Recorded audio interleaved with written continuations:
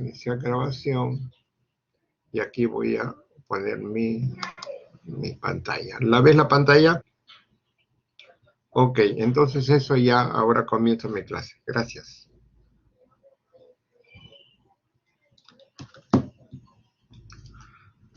Muy buenas tardes. Habla el doctor Eduardo Surmaeta Villena del Hospital Rebagliati, de la sede que me ha tocado tener las clases prácticas. Y bueno, nos ha tocado ahora un tema que es muy conocido, pero no menos importante. Es cuando tenemos un paciente que tiene síntomas y signos compatibles con hepatitis aguda. Muy bien, entonces comencemos nosotros a decir qué es una hepatitis aguda. Es una condición de inflamación hepática. Tiene una etiología variable que puede ser viral, tóxica, autoinmune, derivada de uso y abuso del alcohol, y últimamente también está relacionada al hígado graso o esteatosis. Su respuesta más importante y común a todas ellas es el incremento de transaminasas, ¿no? Y una hepatitis puede ser catalogada en hepatitis aguda o hepatitis crónica. En este momento nos han encargado solamente esta parte. La otra parte es tema de otro colega. Cuando hablamos de hepatitis virales, hablamos de varias hepatitis que están denominadas con su apellido de hepatitis según el abecedario. A, B, C, D y E. Esto no significa orden de aparición. Significa más bien orden en el cual están puestas así, pero no necesariamente han aparecido así, ¿no? Este es más o menos un esquema de todo lo que nosotros tenemos juntados en cuanto a lo que es una hepatitis. Vuelvo a decir, hepatitis A, B, C, D y E, ¿no? Que sintetiza más o menos por quién están provocadas y cuál es la vía de contagio. Por ejemplo, la vía de contagio A, de la virus A, tiene mucho que ver con un virus A, que es un virus RNA, que es de la familia Parabiridaes. Y su forma de ingreso es la vía enteral.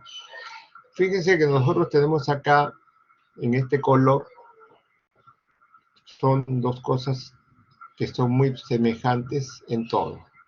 Son virus ARNA, son virus que utilizan la vía enteral, agua, alimentos contaminados. Entonces la A y la E, ¿no? Y otro virus RNA, pero utiliza la vía parenteral de ingreso, es el virus C. Otro que utiliza la vía parenteral es el virus B. Y uno que necesita simplemente que haya otro virus, en este caso el virus B, es el virus de la hepatitis D. ¿No? Esta es más o menos la síntesis de todas las hepatitis que vamos nosotros a analizar ahora una por una. Como decíamos nosotros, podemos nosotros calificar hepatitis aguda y crónica en los dos extremos. Pero en el intermedio, nosotros podemos tener hepatitis fulminante, una hepatitis más severa, más grave, o una hepatitis que ni siquiera tiene síntomas o signos, ¿no? Entonces, entre los dos polos, una hepatitis aguda, la cual puede ser visible, presenta síntomas, presenta signos, una hepatitis crónica que significa básicamente que esta hepatitis se ha quedado, ¿no? hace exactamente todo la hepatitis aguda, pero se queda simulando que ya pasó, pero serológicamente va a estar siempre activa. Bien.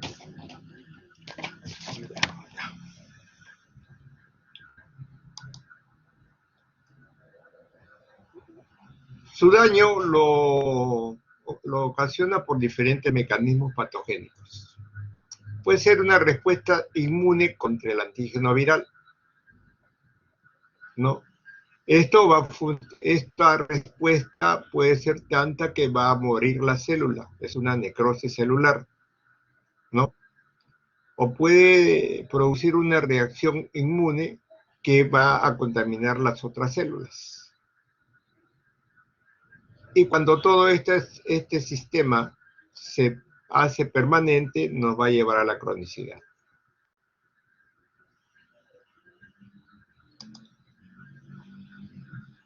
En cuanto a la terminología, nosotros y ahora en este momento vamos a hacer una definición de lo que es hepatitis viral aguda. Es un periodo que es inmediatamente posterior a la infección por un virus de hepatitis. Se diferencia de la hepatitis crónica cuando la infección por el virus de la hepatitis persiste por más de 6 meses seguidos. Esto es una definición de consenso, ¿no? 6 meses seguidos, o sea, hasta 6 meses ya puedo decir que se podría presentar, digamos, una hepatitis prolongada, pero después de 6 meses ya calificamos como una hepatitis crónica. Bien, ya tenemos la terminología, tenemos el modo en el cual causan daño, y ahora vamos a hacer una secuencia de cada hepatitis.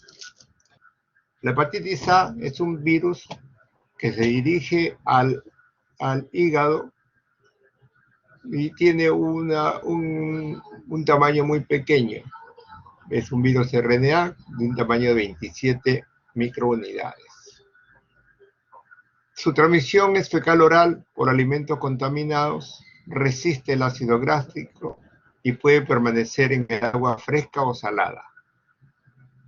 Su mayor prevalencia es en áreas endémicas en el mundo. Sus síntomas prodrómicos, fiebre, malestar general e ictericia. Su detección en la fase aguda es el anticuerpo contra el virus A, pero IgM. A partir de este momento hay que grabarse que todo lo que tenga IgM es una situación aguda. Si tiene IgG, esta es una situación pasada. Su resolución es espontánea en pocas semanas, pero puede durar hasta 3 meses sin que esto sea una situación crónica. ¿Podría tener insuficiencia hepática aguda? Sí, pero es rara y en personas de los polos, es decir, polos de edad. En los niños, que generalmente es totalmente asintomática, y en los mayores que nunca lo tuvieron, ¿no? Segundo, el tratamiento es sintomático porque, ¿no? Si es que se presentan síntomas, ¿no? Y se ha hecho ya más o menos un programa de inmunización que se inició en el 2006 para todos los niños mayores de 1 año y los viajeros a zonas de riesgo. ¿Con qué hacemos el diagnóstico diferencial? Lo hacemos con el virus de la hepatitis E, porque es muy parecido. El reservorio siempre es el ser humano como el único que difunde la enfermedad porque tiene malos hábitos, ¿no? ¿Es un virus que se dirige a la célula y daña la célula, el virus? No, no es citopático por sí mismo. El daño hepático más bien es una reacción de la célula. Y tiene mucho que ver estas células, que son las células que resguardan el organismo, la CD8 y las células T. Existen grupos de riesgo, básicamente la gente que vive hacinada de alguna forma, ¿no? En los asilos, en las cárceles, los pacientes que no han sido vacunados y viajan a zonas de mayor impacto en esto, mayor prevalencia, y en drogadictos, que no tienen, por supuesto, ninguna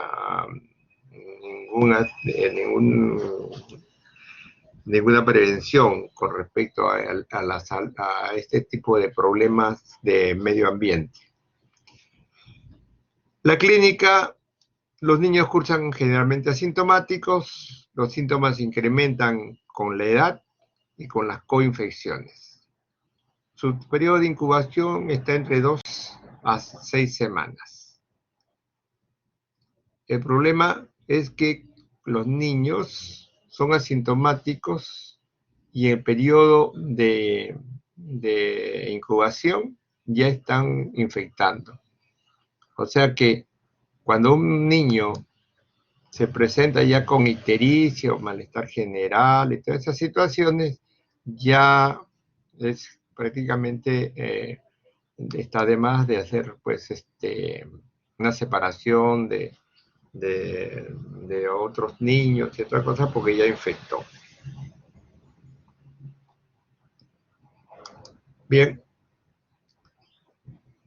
Tiene diferentes fases, ¿no? Fases prodrómicas, entre 1 a 2 semanas. Puede encontrarse hepatomegalia, dolor en el hipocondrio derecho, fiebre, malestar general, hiporexia, náusea y vómitos. Luego viene la fase ictérica, ¿no? Que se caracteriza porque ya tiene pues ictericia, coluria, hipocolia, prurito, ¿no? Luego viene ya la etapa de resolución de los síntomas y la curación realmente, porque ya forma anticuerpos y el estado general y todos los síntomas van a desaparecer. Se puede complicar, algunas de las complicaciones son colestasis o reincidencia o alguna relación con desarrollar hepatitis autoinmune. ¿Qué pruebas vamos a pedir para confirmar nuestro diagnóstico? El anticuerpo para el virus A, IgM, que significa infección aguda, se eleva al inicio de los síntomas, llegando a su pico más alto a las 4 semanas. Se puede encontrar hasta 6 meses después de la infección. Si nosotros encontramos IgG, ya esta es una infección pasada. El virus A de la hepatitis puede detectarse en PCR con las deposiciones y también en la muestra de suero. ¿Se hace biopsia hepática? Prácticamente nunca, ¿no? ¿Qué nos da cuando lo hacemos? Una inflamación periportal, hepatocitos muy hinchaditos, degeneración balonante, necrosis en puente y cuerpo de Councilman, ¿no? ¿Qué significa? Que esos hepatitos están suicidándose, apoptosis. Pronóstico bastante bueno. La mortalidad es bastante escasa. Pocos pacientes presentan una hepatitis fulminante o una insuficiencia hepática aguda, como quieran llamarlo. Definitivamente no hay portadores crónicos de esta patología. El laboratorio es muy simple: incremento de las transaminasas, una hiperbilirubinemia de las dos, la directa y la indirecta. Hay incremento también de la fosfatasa alcalina como de glutamina peptidasa cuando esto es una hepatitis que obstruye la vía biliar. Y una linfocitosis atípica característica de las partes virales, ¿no?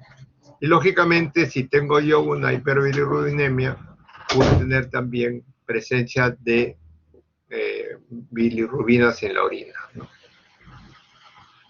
Ok. Bien. Esto es lo que se puede decir en cuadro clínico laboratorio. ¿Y cómo hacemos la prevención o la profilaxis? Lo podemos decir en la preexposición o en la posexposición. Con la preexposición, prácticamente todo esto se va a resumir en un buen aseo, ¿no?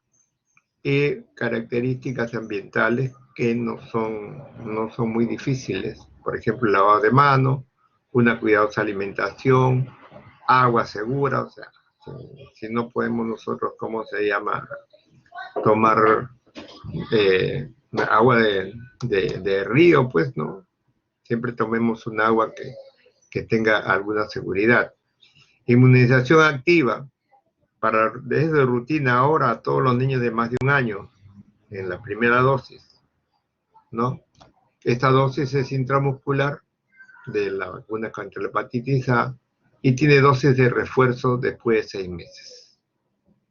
Es recomendada también esta vacuna cuando tenemos que viajar a alguna ciudad que es endémica o tenemos un alto riesgo de tener algunos grupos que ya mencionamos que están viviendo en situaciones de aislamiento, ¿no? También es bastante común en hombres que tienen sexo con hombres y pacientes que tienen una enfermedad crónica. Si yo tengo una hepatitis B y yo no he sido vacunado o nunca he tenido la hepatitis A y me da una hepatitis A, ya este tipo de enfermedades agudas, porque ya es una superposición de enfermedades. La profilaxis de hepatitis A posexposición está indicada en todos los individuos que no han sido vacunados previamente y que han estado expuestos a un caso de hepatitis A serológicamente confirmada. Con la finalidad de ser efectiva, debería ser administrada dentro de las 2 semanas de exposición. Individuos sanos entre 1 a 40 años, tenemos que ponerle de todas maneras una inmunización activa con vacuna para hepatitis A. Para los infantes o individuos mayores de 40 años, los pacientes con enfermedad hepática crónica o inmunosuprimidos, le tenemos que tener una inmunización pasiva con inmunoglobulina antivirus A, ¿no? Y esto, de todas maneras, a pesar de que es muy leve, tiene que ser notificable. Siguiente caso es la hepatitis E. La hepatitis E es un virus que tiene prácticamente las mismas características sintomáticas del virus A. Solamente cambia el virus que la produce, ¿no? También es un virus de RNA, tiene un poquito más de tamaño, 34, el otro tenía 27, tiene varios genotipos, el 1 y 2 es el que generalmente es humano, y también él tiene otros genotipos que son de animalitos, el 3 y el 4, ¿no? Que generalmente a veces lo contagian a los humanos, por eso es que figuran que también humanos, pero generalmente los chanchos, monos y perros también tienen estos dos genotipos que están acá. Ya hemos dicho que su transmisión es semejante a la A, por lo tanto, fecal oral o entérica. La fisiopatología, ¿no?, pasa por un grado de injuria hepática leve, algunos con características de hepatitis aguda. Y las características clínicas tiene un periodo de incubación de 2 a 8 semanas. En la mayoría la enfermedad se autolimita y se recupera completamente, tal como sucede en la hepatitis A. El problema mayor probablemente de este tipo de hepatitis es que si le da a las gestantes, ¿no?, pone un alto riesgo de mortalidad para la madre y el feto, calculado en un 25%. Los individuos afectados no se vuelven portadores ni desarrollan hepatitis crónica, a diferencia de la hepatitis B y C. Acá hay que ponerle un asterisco, ¿no?, porque hay investigaciones recientes en cuanto a este problemita. ¿Se vuelven portadores? ¿Se vuelven crónicos? Normalmente no deberían hacerlo, pero se han reportado casos que existe en los pacientes inmunosuprimidos, de alguna forma, que esto es muy de larga evolución y siempre está permaneciendo en este tipo de pacientes. ¿no? Entonces, por eso hay que ponerle un asterisco acá, que esto no es 100% cierto. Pruebas diagnósticas y confirmatorias. Hallazgos de laboratorio similares a los de la hepatitis A. En vez de pedir serología para hepatitis A, pedimos serología para hepatitis E. Entonces, si el anticuerpo contra el virus E de la hepatitis es IgM, significa que tiene una infección aguda activa. Si esto es una infección que sea IgG, ya pasó el problema. El virus E de la hepatitis es un virus RNA que también puede detectarse por una prueba de laboratorio, es el PCR, para las deposiciones y muestras de suero, al igual que la hepatitis A, ¿no? En la fracción prodrómica y hasta 3 meses después del inicio de los síntomas. Tienen que tener en cuenta que tiene la misma difusión y transmisión. Es entérica, por lo tanto, por eso se presenta en las heces. La biopsia hepática, como decíamos para la anterior, no es necesaria, pero igual tenemos necrosis en parches. Tratamiento de soporte sintomático, no hay vacunas.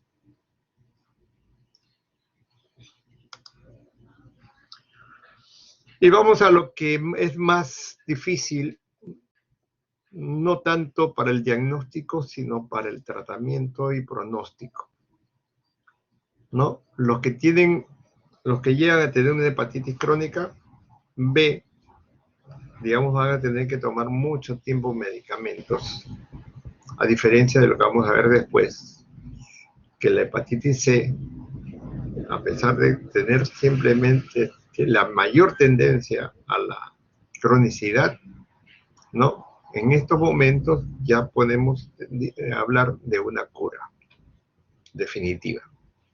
Entonces vamos a la hepatitis B. Este es provocado por el virus de la hepatitis B, que realmente es un hepagnavirus. ¿Qué significa esto? Que le gusta y se dirige básicamente a dañar el hígado. Y es un virus diferente, DNA, ¿no? Ustedes después van a ver el slide primario que acabo de presentar, van a ver que es el único virus DNA, los otros son RNA. Tiene una doble cadena, los otros tienen una cadena bastante simple. La transmisión básica es sexual, parenteral y perinatal. Tiene un periodo de incubación que llega hasta los 6 meses. Tiene varios genotipos, desde la A hasta la H. 8. Fisiopatología de la necrosis. Viene, la fisiopatología de la enfermedad comienza con la incubación. Esta incubación infecta, produce necrosis del hepatocito por acción directa. En este caso, el virus es el que comienza a necrosar. No es una reacción antiinmune sola, porque la reacción antiinmune en este caso es un sistema de defensa y acompaña también a la acción directa del virus, ¿no? Entonces, en cuanto a la concurrencia de las células CD y linfocito T, es similar a lo que habíamos visto antes en las otras hepatitis. La prevalencia desde que inició la vacuna, en el 81, en el 1991, por lo menos en los Estados Unidos, se ha visto que después de que comenzó a vacunarse, ya este tipo de hepatitis ha ido disminuyendo. Prácticamente está desapareciendo en los vacunados, 82%, ¿no? Entonces, ya estos porcentajes han disminuido y antes eran bastante probables, casi todos tenían simplemente por su liberalidad que tienen, digamos, de vida que ellos tienen básicamente. Este es el virus que también nos da la pauta, ¿no?, de tratamiento, porque actualmente el tratamiento es encontrar puntos débiles de su organización, de su estructura, para poder atacar ahí en esos puntos. Y también nos da la posibilidad de interpretar, ¿no?, la infecciosidad y la presencia incluso solamente del virus, ¿no? Esta es la parte externa, que se caracteriza por tener estas siglas. Tiene un antígeno acá que se demuestra, ¿no?, la parte externa. Antígeno de superficie de la hepatitis B, esto que está acá. ¿Ok? Después tiene un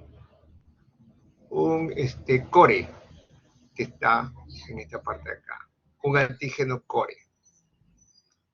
Tiene una situación que nos dice que tiene una cadena del DNA, que está dentro del core. Y también tiene no está graficado acá, pero dentro del núcleo está también un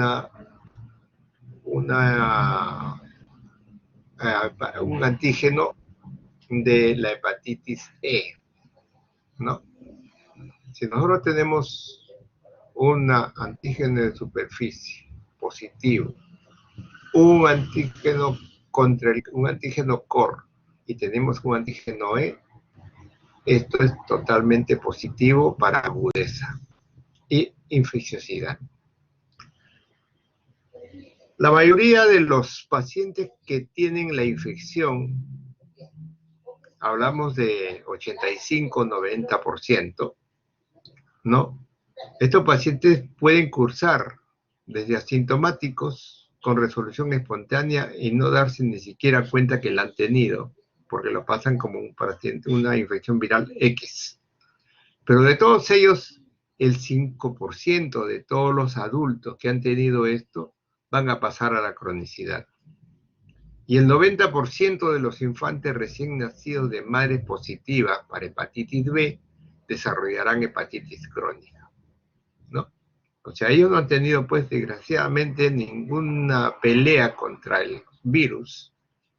Y el virus se ha posesionado, y por eso es que nosotros tenemos casos positivos de niños que antes de los 10 años ya han saltado etapas, y tenemos en 10 años han tenido hepatitis aguda, hepatitis crónica, y tiene el tumor más relacionado con la hepatitis B, que es el hepatocarcinoma primario. Estos pacientes pueden, como le decía, el 5% de estos pacientes pueden ser portadores asintomáticos. Algunos evolucionan, ¿no? La parte de portadores se supone que son asintomáticos, pero no porque son asintomáticos dejan de tener el virus, que puede ir llegando lentamente a la cirrosis y luego al carcinoma hepatocelular en un ciclo bastante conocido. ¿Okay? La diferencia entre una infección aguda y infección crónica. En la infección aguda, la respuesta inmune celular va a dañar las células. Ya hemos dicho que además de la respuesta inmune también tiene que ver el mismo virus. Los hepatocitos infectados tienen péptidos sobre superficie. Ya hemos visto que tienen antígenos de superficie. Estos péptidos son detectados por linfocitos activando las células T CD8, el sistema inmune, y lo van a atacar a los hepatocitos infectados, lo cual ha producido inflamación y destrucción de los hepatocitos. Es más o menos cómo se produce la necrosis y la muerte celular en fase aguda. Lógicamente, si se mueren las células, vamos a tener repercusión bioquímica, que lo vamos a ver después. Una infección crónica es la presencia o persistencia del virus, ¿no?, que no es aclarado. Esta palabrita de aclaramiento significa que no es despejado, que no es eliminado.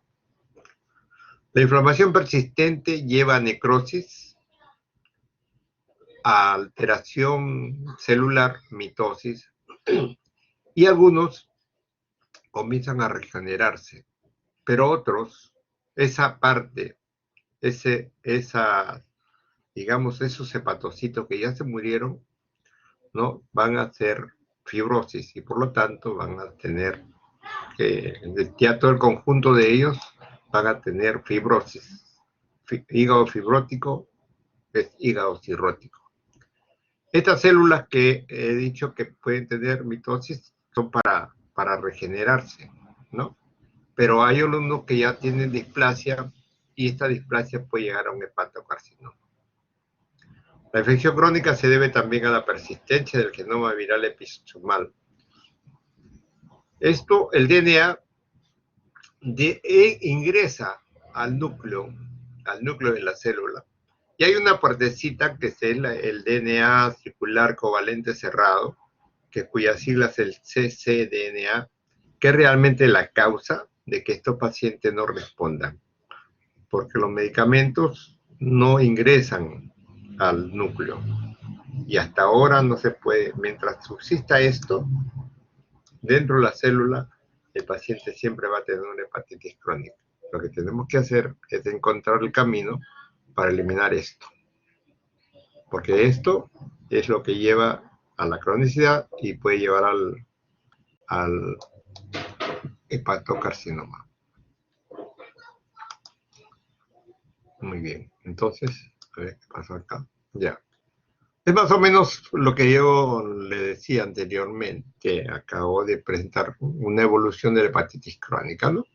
Aquí ingresa, tiene algunos elementos que lo reciben, lo ingresa a las células, dentro de la célula, y luego lo ingresa dentro del núcleo, ¿no? Aquí está el famoso ccDNA, ¿no?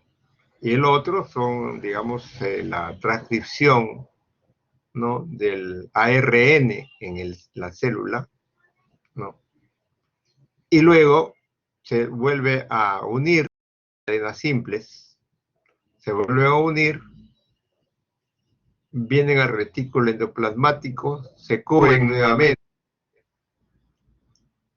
nuevamente y tenemos nosotros acá que luego ya se componen de todos sus componentes y luego se van hacia afuera para seguir infectando.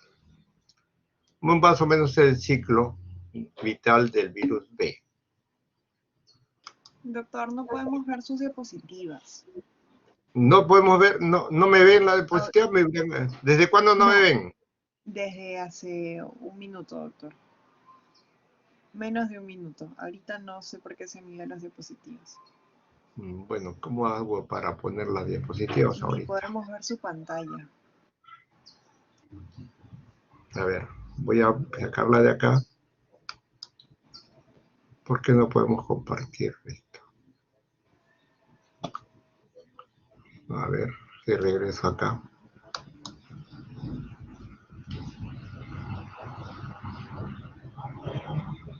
Controles de visualización.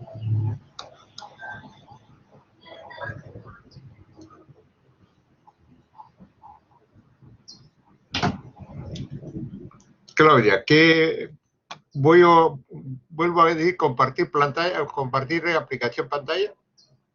Doctor, lo que pasa es que no puedo ver su pantalla. Y no sé si es que los demás puedan verla, pero me parece que no. No dice que no pueden. A ver, Sí, no. voy a intentar hacer acá otra vez. Aquí compartir. A ver si ahora. Y ahora sí, doctor. Ahora sí, Okay. ya volvimos. Bueno, ¿qué es lo que, dónde nos perdimos en la hepatitis? Hemos comenzado a hablar de la hepatitis, de la infección por hepatitis B, Sí, desde doctor. acá, Sí. ¿no? ¿Eso lo vieron? Sí, hemos visto eso, doctor. Ya, esto, También, la siguiente. y acá, Sí, de ahí, por listo. favor, doctor. Esto simplemente, perdón, es esta partecita que está acá, para explicar dónde está el ccDNA, ¿no? el DNA circular covalente cerrado, cuyas siglas es esto, ccDNA. Esto es importante porque le decía, ¿no?, que mientras yo no elimine esto que es el núcleo, toda esta zona es el núcleo, mientras yo no elimine esto, porque aquí está entrando y se sigue quitando cosas, ¿no? Y luego llega a tener cadenas simples, que son los que van a salir y se van a seguir cubriendo en esta parte, se cambian de vestido, por decirlo de alguna forma, ¿no? Y van a entrar al sistema de corriente y plasma, que hacen la misma cosa, se siguen componiendo cosas, se completa todas las cosas para tener, para hacerse exactamente igualitos que el que entró. Pero en este caso van a salir para seguir infectando. Bien, felizmente no eran muchas las situaciones y felizmente también me llaman la atención para no seguir hablando así sin... Bueno, por lo menos estamos bien hasta este momento, solamente quiero que me digan eso, si estás bien o no. ¿Alguien? Sí, doctor, todo bien. Bien, ok. En cuanto a análisis, tenemos la infección aguda y la infección crónica, ¿no? Los análisis son marcadores que nos delimitan o nos dicen que este paciente tiene el virus activo o tiene un virus inactivo, ¿no? Lógicamente, los virus inactivos nos van a dar negatividad de alguna presencia de estos marcadores. A ver, antígeno de superficie nos dice que tiene este antígeno que está en la capa más externa, ¿no? Es el primer marcador de infección viral aguda. El antígeno E indica replicación viral. El anticore, ¿no? Si es IgM, es infección aguda. Si es IgG, es infección pasada y dura toda la vida. El anticuerpo contra el virus contra el antígeno de superficie significa una recuperación completa. Esto es lo más difícil de lograr, ¿no? Entonces, si yo solamente le pido HBsAg solito, no indica si es crónico o si es agudo, porque yo tengo que tener la presencia, por ejemplo, de antígeno E, ¿no? Y tengo que tener el antígeno core también. Los tres nos indican infección viral aguda, y más si es IgM, ¿ya? Y el otro solamente indica recuperación. En cuanto a la infección crónica, es igual, siempre va a permanecer activo. El anticore IgG va a desaparecer porque ya no es agudo y se va a estar en IgG. El antígeno E y el DNA de la hepatitis viral B siempre va a estar presente porque no ha desaparecido el virus. Y se relacionan también con infectividad. Mientras más presentes estén estos, más infectado está el paciente, ¿no? Y, lógicamente, nunca va a crear anticuerpo contra el antígeno de superficie. Digamos, esto es la diferenciación que tenemos que hacer.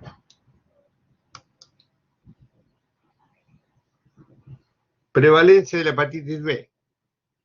La hepatitis del virus B es considerada un problema de salud pública a nivel global. El 30% de la población mundial tiene evidencia serológica de infección actual o previa por el virus, y aproximadamente en este momento unos 400 millones de personas cursan con infección crónica. Esto no es solamente una zona del mundo, pero hay varias zonas que tienen diferentes valores en cuanto a la prevalencia. En Estados Unidos la prevalencia ha disminuido después que se inició la vacuna en 1991 y está en aproximadamente el 85% de la gente que está libre del problema. En Perú tenemos endemicidad variable, de acuerdo a nuestro territorio, y es alta hasta el 8%, mediana entre 2 a 7% y baja a menos de un porcentaje de 1%. Y teniendo adicionalmente algunas zonas que donde existe también el virus Delta. Cuando esto se une al virus, el virus D, se une al virus B, puede también hacer que estos pacientes se mueran. Y eso precisamente es lo que pasó en esta zona. Son de frontera. Retrocedamos unos años. Ahora que estamos hablando de elecciones, primer gobierno de Fujimori. Guerra de Paquicha. Enviaron soldados de diferentes regiones del país, no vacunados, y algunos de ellos, ¿no? Por ejemplo, nosotros tenemos una gran endemicidad. Mire, alta endemicidad de este colorcito. ¿No? Aquí también, peor acá. ¿No? Acá. Todo lo que significa esta estrellita, alta endemicidad. Entonces, de aquí, de esto que tiene una mediana endemicidad en la sierra, tenemos Abancaicito, Ayacucho, ¿no? Tiene una endemicidad de hepatitis B. Pero cuando van a pelear acá, se encuentran que tienen una endemicidad alta, se contagian entre ellos y adicionalmente se agrega el virus Delta. Por lo tanto, en esta guerrita que tuvimos con Ecuador, tuvimos más fallecidos por hepatitis Delta que por, ¿cómo se llama?, que por las balas que nos tiraban. Bueno, eso es parte de la historia. Este es un mapa hecho por el doctor Cabezas del Instituto Nacional de Salud, que es bastante importante. Él ha dedicado prácticamente su vida a ver la epidemiología de la hepatitis B en el Perú. ¿Cuál es el curso clínico? Variable. Puede poner una enfermedad por suero, que puede desarrollarse en un periodo prodrómico, en preictérico, 1 o 2 semanas después de la infección, racha, artralgias, mialgias, fiebre, ¿no? Que puede simular simplemente un problema de reacción alérgica o algo similar, ¿no? No puede decir, no le cayó mal esta medicina, mira cómo le ha hecho, le duele todo el cuerpo, ¿no? Aproximadamente el 70% de los casos puede tener una enfermedad sin notarse, una hepatitis subclínica.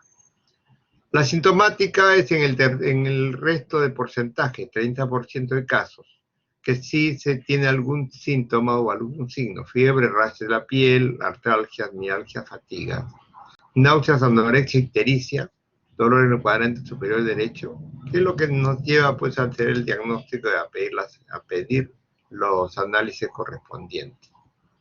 Manifestaciones extrahepáticas de la infección. Entonces, a eso se refiere que, por ejemplo, estas situaciones, ¿no? Rash, artralgias, mialgia, fatiga, que pueden ser características de enfermedades como la poliarteritis nodosa y la enfermedad glomerular, y manifestaciones cutáneas, reumatológicas, hematológicas y neurológicas que están dentro de esta sintomatología que presenta un paciente como síntomas. Pero, ¿cuáles son los síntomas más importantes? ¿No? Los clásicos: paciente que ingresa por ictericia, ha tenido un periodo de anorexia, todo le da náusea, ¿no? Y dolor en el cuadrante superior derecho tipo peso. Y lógicamente pueden presentar fiebre, pero no de alto grado. Eso es la característica principal del cuadro clínico. Complicaciones a largo plazo. Las complicaciones que ha tenido en este momento de los síntomas son poco importantes, pero sí nos pueden ayudar para el diagnóstico. Pero a largo plazo, lo primero que presentan estos pacientes es una cirrosis, que muchas veces debuta con complicaciones. Carcinoma hepatocelular como último paradero de la evolución. Y tiene manifestaciones extracelulares que están en el 10 al 20% de los casos que le acabamos de mencionar, en un 36% en el caso de la poliarteritis. En caso de los problemas renales, ¿no? La más común es la glomerulonefritis membranosa, ¿no? La menos común es la membranoproliferativa. Además pueden presentar síntomas de anemia de tipo aplásico, extracelulares. No tiene nada que ver, estas situaciones no tendrían nada que ver teóricamente con el hígado, pero sin embargo son por eso manifestaciones extracelulares o extrahepáticas, si quiere poner. Reactivación de previas infecciones de hepatitis B debido a inmunosupresión. O sea, esto también pues es importante, ¿no? Si yo tengo un paciente que ha tenido hepatitis B y que teóricamente se ha compensado, ha desaparecido, ¿no? Y solamente tengo un portador, ¿no? Porque solamente tiene el virus B, pero sí, lo vuelvo a repetir, tiene el cCRNA, ¿no? Y tiene un tratamiento para inmunosupresión, esto se puede reactivar.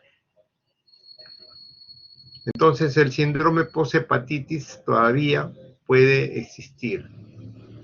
Puede estar con mucho tiempo con fatiga crónica, debilidad, puede seguir con náuseas, pérdida de apetito y todavía le puede dolor por inflamación de la cápsula de Gleason en el cuadrante superior derecho, ¿no? Todavía después de un tiempo en que uno dice que ya pasó a la ola, todavía pueden tener estos síntomas. Este es el síndrome de post-hepatitis. Una insuficiencia hepática aguda sobre esta situación de hepatitis puede tener puede deberse también a una complicación de una insuficiencia, un problema hepático viral, ¿no? Esto es un rápido empeoramiento de la función hepática, resultado de una coagulopatía y encefalopatía hepática en individuos sin enfermedad hepática persistente o en cirróticos, ¿no? Pero yo tengo un cirrótico y le da una hepatitis, ¿no? Nueva para él, nosotros podemos tener una insuficiencia hepática aguda que puede ser desencadenante de la muerte del paciente. Y puede clasificarse si esta es subaguda, que se inicia dentro de las 26 semanas del inicio de la ictericia, como signo más importante, y también el perfil de coagulación, y la insuficiencia hepática fulminante, que se inicia con encefalopatía hepática dentro de 8 semanas del inicio de los síntomas. Y la hiperaguda, que se inicia solamente en una semana de los síntomas agudos, ¿no? Esto está dentro de las cosas que produce como complicación tardía de una hepatitis viral. Etiología, aquí tenemos nosotros la hepatitis viral, ¿no? Y otra etiología que es parte de la historia de la insuficiencia hepática aguda es la ingesta de acetaminofén, pero esa es otra historia, ¿no? Y la ingesta de toxinas, desórdenes vasculares, el embarazo, algunos que tienen como actor principal el hígado, y las hepatitis autoinmunes. Todos son relacionables, ¿no? Si tenemos hepatitis viral y tenemos además cualquiera de estas cosas, no vamos a tener una insuficiencia hepática aguda, ¿no? ¿Qué caracteriza la insuficiencia hepática aguda? Básicamente la ictericia, la encefalopatía hepática y los síntomas de edema cerebral, que pueden ser caracterizados por náusea, vómito y confusión. Entonces, el siguiente virus es el virus Delta. Deben conocer que es un virus que es incompleto, ¿no? le falta algo para hacer daño. Solito probablemente no pueda manifestarse. Porque su RNA tiene una sola cadena y además es defectuosa.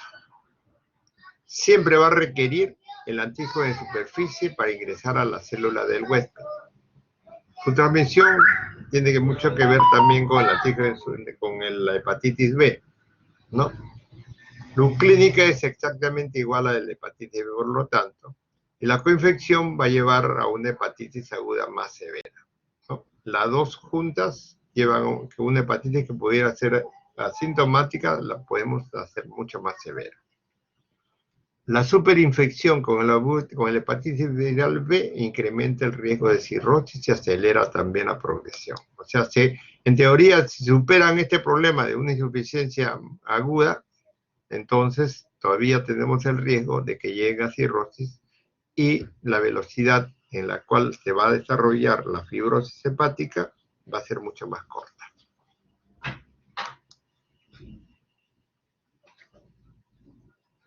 ¿Cómo prevenimos esta situación? Hay que hacerle despistaje a los grupos poblacionales de mayor riesgo, todos aquellos que tienen contacto con infectados, con sangre o fluidos contaminados. Profilaxis preexposición, vacunación activa en grupos de mayor riesgo. Posexposición, vacunación activa. ¿Qué significa vacunación activa? Vacuna contra la hepatitis B, hasta ahí. Pero cuando tenemos la posexposición, la vacunación tiene que agregarse la inmunoglobulina contra la hepatitis viral B. Medidas generales que ya hemos tocado, ¿no? En la cual se tiene que exigirse el lavado de manos, el cuidado de las heridas, a tener sexo seguro, hay que vacunar a infantes recién nacidos de madre con antígeno de superficie positiva, evitar consumo de drogas, especialmente las drogas inyectables, y tiene varias cosas para dentro de las medidas generales.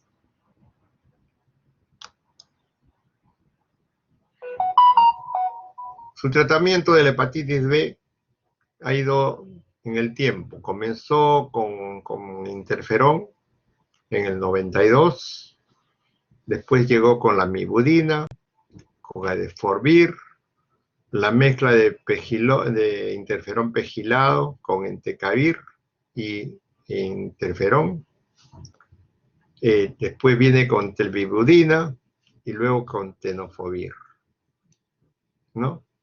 Actualmente ya estamos en el futuro, porque esto es hasta el 16, el tenofovir, diferentes moléculas, ¿no? Y ahora estamos en tratamientos antivirales combinados. O sea, ya ahora se está tratando de juntar antivirales para tratar de atacar varias partes del ciclo de vida de la hepatitis. Actualmente, entonces, ¿qué estamos haciendo para el tratamiento? Pues tenemos varios medicamentos que acabamos de mencionar, ¿no? Pero actualmente, digamos, entre entecavir y tenofovir, que es el último antiviral utilizado, ¿no? Los otros ya pasaron al tratamiento. Y solamente el interferón, solamente para portadores crónicos de antígeno E. El resto se elige entecavir o tenofovir. Aquí en el país, básicamente entecavir. Ya en otros países el tenofovir, ¿no? ¿Cuál es la finalidad? Desaparecer el antígeno de superficie, negativizar el DNA del virus, ¿no? Y tratar de lograr que se presente el anticuerpo contra el E de la hepatitis B viral.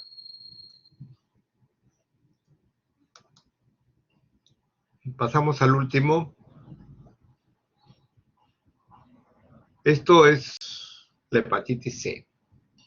Esto nos ha tomado más tiempo porque esta es una bacteria que, como van a ver acá, tiene mucho que investigar.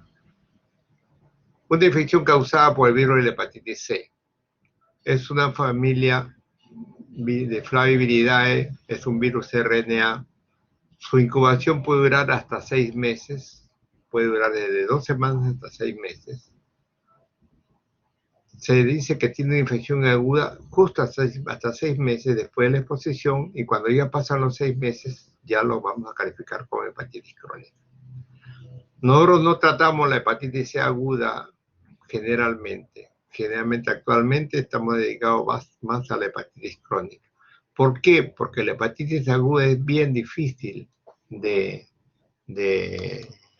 encontrar, ¿no? Porque en un gran porcentaje la pasan totalmente subclínico, ¿no?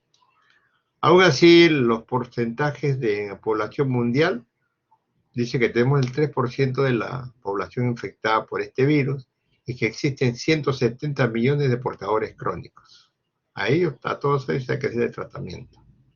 El 75-85% de los pacientes van a desarrollar hepatitis crónica y van a ir a la cirrosis. ¿Cómo se transmite? Se transmite por vía parenteral. Intercambio de agujas entre drogadictos, punturas, eso le concierne a ustedes en algún momento. Cuídense de las agujas, ¿no? Ahora son descartables, pero siempre hay accidentes. O sea, trabajadores de los centros de salud, las punturas con agujas infectadas puede ser un modo de transmisión, sobre todo si no sabemos si este paciente ha tenido o no hepatitis. La transfusión sanguínea es otro modo, también los hemodializados, ¿no? Si tenemos una situación de trasplante, hay que ver que el órgano que se va a trasplantar esté libre del virus, ¿no? A diferencia, esto es una discusión permanente, se dice que una de las vías de complicación es el sexo no seguro, ¿no? Pero se ha visto que comparativamente al B, esto es menos frecuente, para no poner raro, ¿no? Y el modo de transmisión es la perinatal o vertical.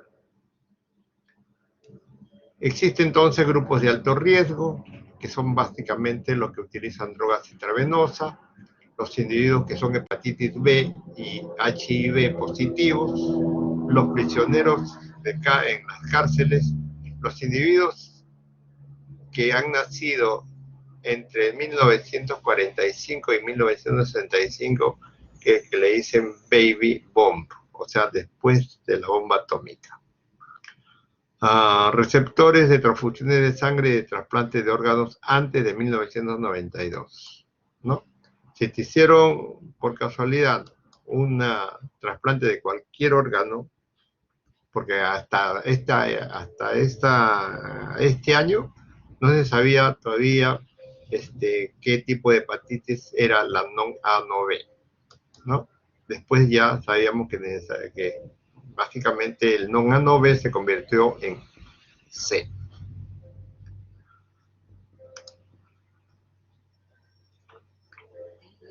La hepatitis C puede tener un curso agudo o un curso crónico.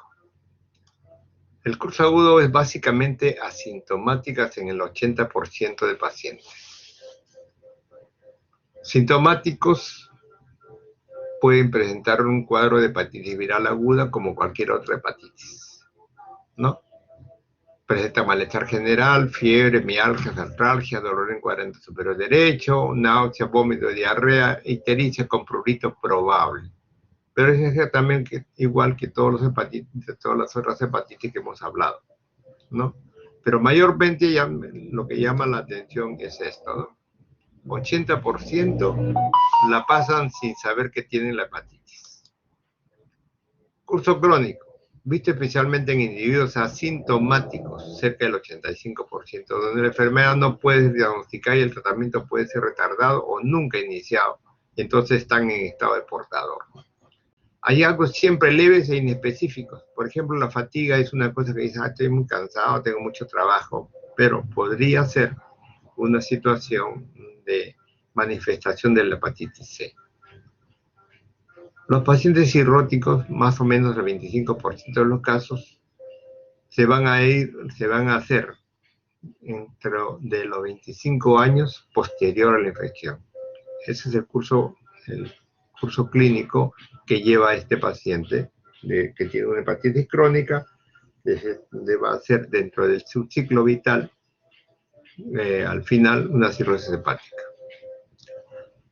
Tiene además síntomas extrahepáticos también hematológicos. Podemos relacionarlo con la crioglobulinemia. También se compromete el riñón, una glomerulonefritis. Tiene también problemas reumatológicos por artritis nodosa y dermatológicos y también vasculares, tanto igual que la hepatitis B.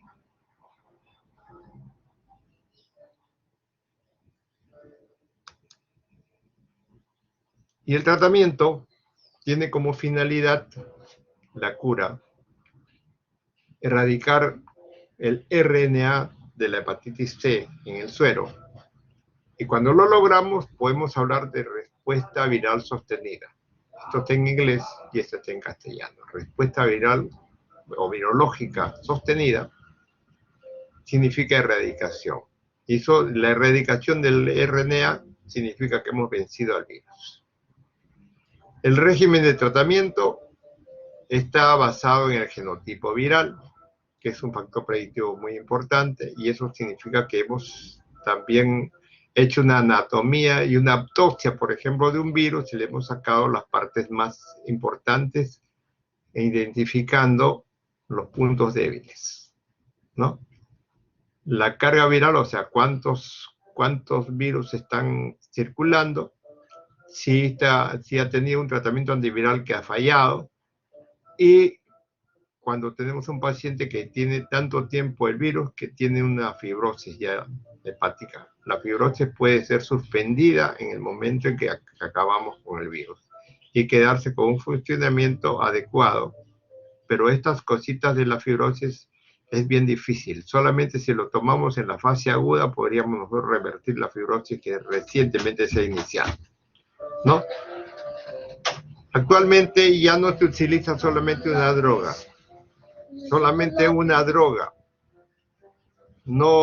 Ya no se utiliza solamente una terapia única. Una sola droga ya no se utiliza. Ahora la terapia es con varias drogas. Combinación de dos antivirales, comenzamos con los antivirales de acción directa cuyas siglas son, ¿no? Antivirales de acción directa, dirigidas a inhibir las proteínas que se ligan al virus C y que son esenciales para su ciclo de replicación.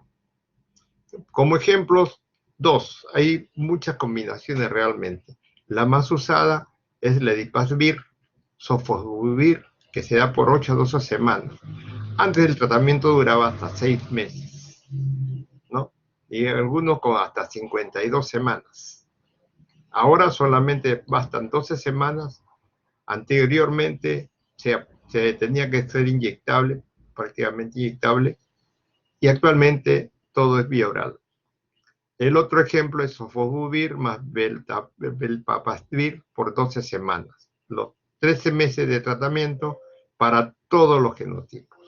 O sea, esta combinación es la más adecuada. Por el momento, va a llegar el momento en que en una sola tableta, ¿no? No vamos a tener todos los componentes suficientes para combatir el virus en un corto tiempo. Bien, llegamos con este slide al final de la exposición. Me he tomado justo el tiempo de poner el virus, todos los virus, por lo menos los virus en la parte hepática aguda. Bien. Bien, ¿alguna intervención?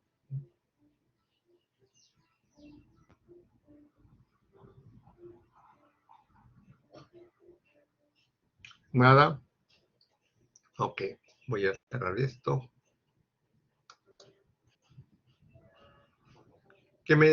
No tengo ninguna intervención, ¿cierto? Muy bien, entonces... Claro, doctor, gracias. Ya, entonces dejo de compartir. Primero dejamos de grabar, doctor. Vamos a acá está, perdón, acá deberíamos ser. bueno, clase de teoría, de tener la